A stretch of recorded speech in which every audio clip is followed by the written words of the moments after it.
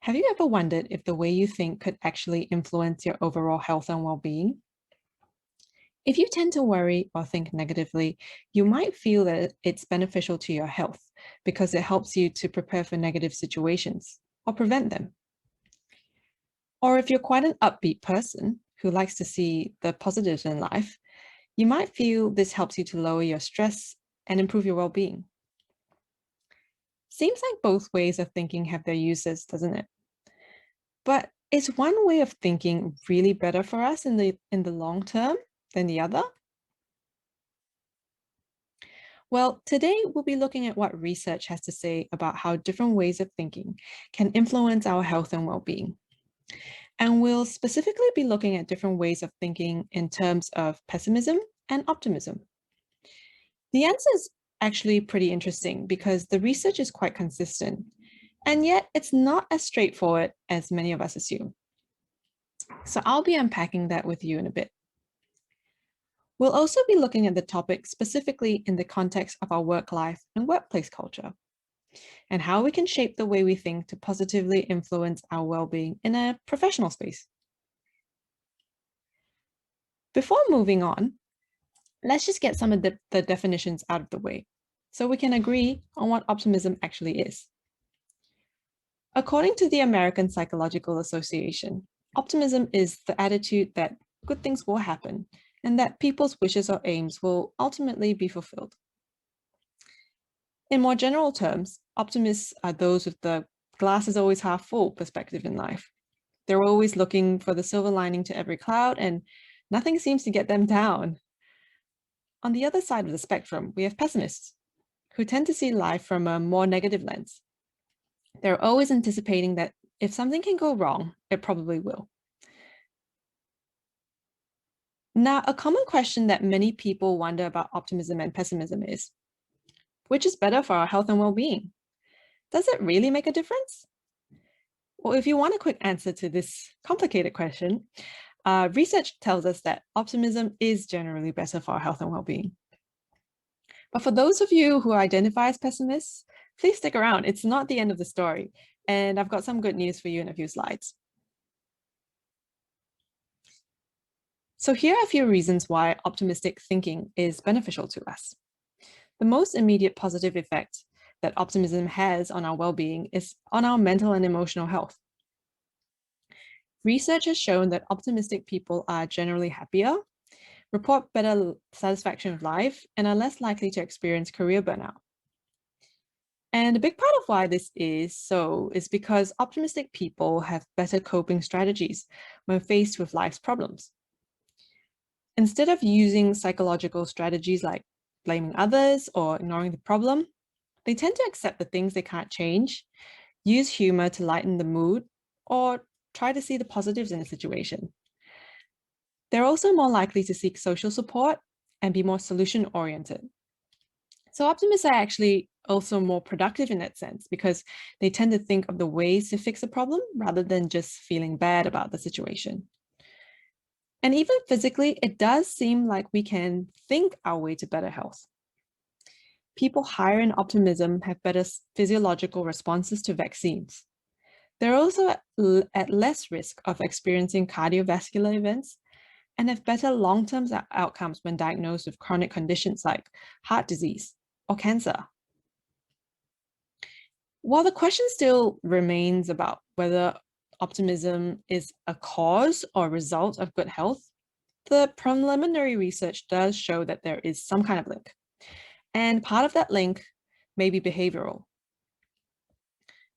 Because research has found that optimistic people are more likely to engage in healthy lifestyle habits, like getting enough exercise, having a balanced diet, and getting enough sleep.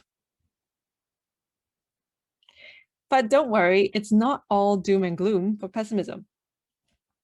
Studies have shown that there are situations where a specific type of pessimism may actually be beneficial to us. Researchers call it defensive pessimism.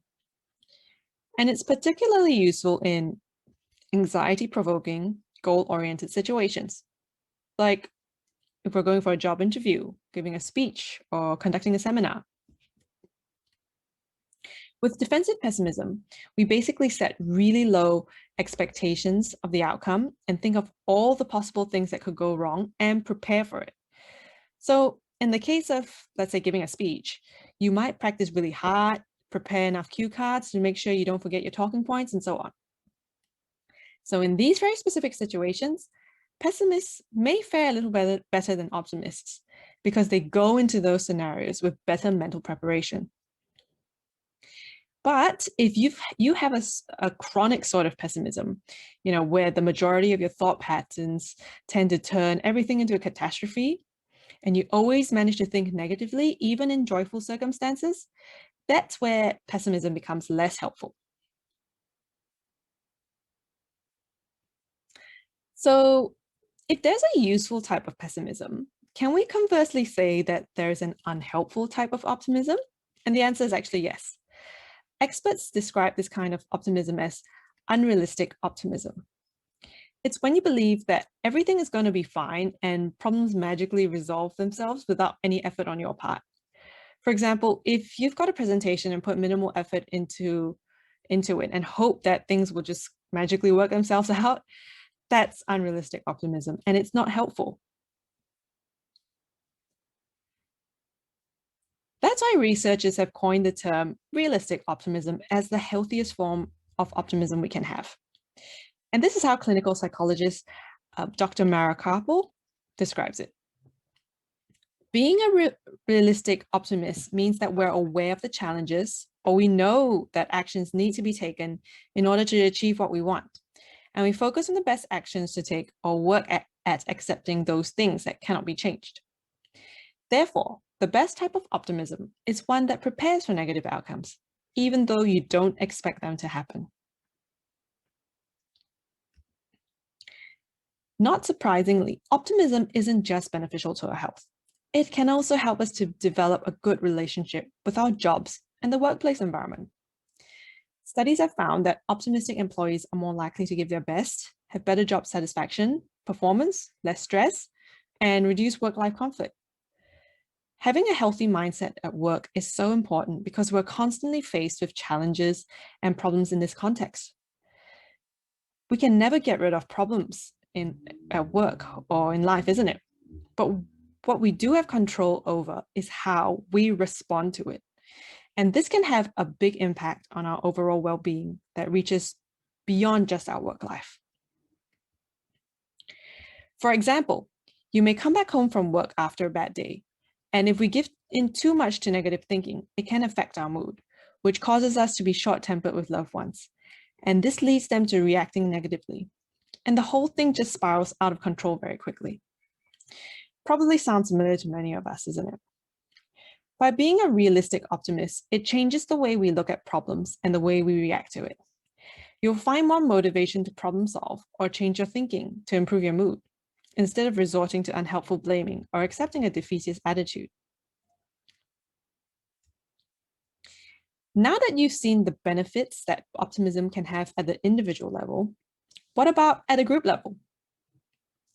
Like in terms of workplace culture, which are those sort of unspoken rules for how we're going to do things together as a team. As you might expect, developing an optimistic workplace culture helps create an environment that people feel comfortable and eager to be around. It impacts everything from employee engagement, satisfaction, productivity, retention, and so on. I mean, just think about it. Would you look forward to a place where everyone has a negative outlook? A place where colleagues never have anything good to say, and no one is hopeful about the future of the company? People want to be inspired, valued for their work, and know that what they're doing is creating a better and brighter future for themselves and their clients or customers. And as for leaders and managers, you play an even bigger role in shaping an optimistic culture within the work environment because your level of influence outweighs that of your team members. Employees don't develop an understanding of the workplace culture by reading the company manifesto. Their understanding is developed from each interaction that takes place with their leaders and other team members. It's in the things you say or don't say, the way you do things and your outlook on the future. When there is enough group level optimism, individual team members will be more likely to contribute optimistically to the environment as well. They'll feel more motivated, hopeful about solving problems, and experience more emotional and professional support, all of which are important to the sustainability and success of teams. And it can even extend to other positive cultural changes in the workplace as well, like developing psychological safety and a growth mindset. Now, this is where the pessimists may be thinking, okay, so that's all great for the optimists that they're going to live long and healthy lives. I guess I'm going to have to deal with poor well-being for the rest of my life. So this is your chance to just shake off all this negative thinking and put on a bit of that realistic optimism hat here. Of course, training yourself to think more positively doesn't happen overnight. But by taking small steps each day, developing a more optimistic mindset can actually happen. The key is taking small steps. So I'm going to go through some ways you can develop more optimism, and all of them can be easily adapted for personal or group level optimism.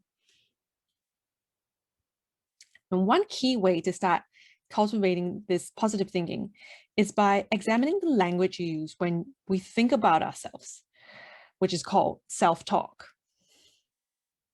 It's common for us to have a habit of filling our self-talk with unhelpful and negative language. A lot of the time, it's also unconscious. So we're actually slowly feeding our negativity without even realizing it. So the first step in changing this is by being more aware of your thoughts and catching yourself when you're headed down that negative thinking path.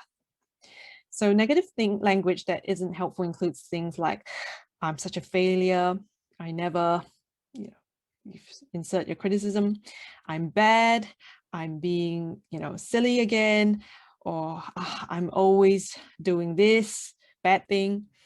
You can probably think of more. And once you're able to identify this kind of thinking, that's where you can change your thinking and challenge yourself to frame it in more helpful ways. So you can do this by questioning whether what you're saying is assuming certain things, or asking yourself if the negative thought is something you would actually say to someone else. Here's a quick exercise to see how you would make this negative self-talk example a little more realistically positive. So we have this statement here. I'm always so bad at presentations. I'm such a failure. So you give you a chance to kind of think about how that could be reframed a bit more positively. And remember that optimism isn't about being unrealistic. You can still recognize your weaknesses or areas of improvement. But the difference is that you're looking for solutions and thinking in ways that will actually help you rather than just beating yourself up about it. So you might challenge this statement by saying, okay, that presentation didn't go so well, but I can always learn and improve for next time. Here are just some other additional ways to practice more optimism in your life. And remember, this isn't the end of the list. You can always get creative and come up with your own ways of developing more positive thinking. So just to summarize our main points for today, pessimism has its benefits in specific situations, but research tells us that having a generally optimistic view towards work and life is better for our overall health and well-being. But please don't worry if you're not already Little Miss or Mr. Sunshine. We all have certain degrees of pessimism and optimism within us. And this changes across our lifetime and across situations. The point is to be aware when your thoughts or mindset starts becoming unhelpful to you. And the great thing about our minds is that we can actually adapt the way we think so that we can habitually start looking on the brighter side of life.